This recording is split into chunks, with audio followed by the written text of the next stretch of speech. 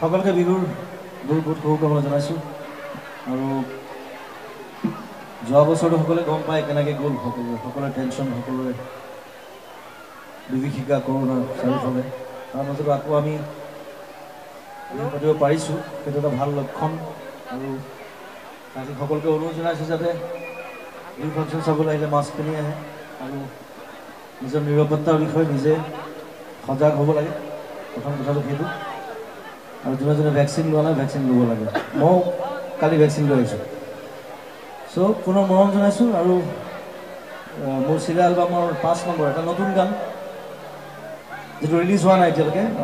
কেইদিনমানৰ পিছত আমি ৰিলিজ কৰিম গানটোৰ কাম চলি আছে বম্বেত এটা বৰ ধুনীয়া ভিডিঅ' কৰিছোঁ গানটো আপোনালোকে দেখিবলৈ পাব যেতিয়া ৰিলিজ হ'ব গানটোৰ নাম মনৰে কইনা সেই গানটোৰে ৰিলিজ নোহোৱা গানেৰে আজি অনুষ্ঠান আৰম্ভ কৰিছোঁ থেংক ইউ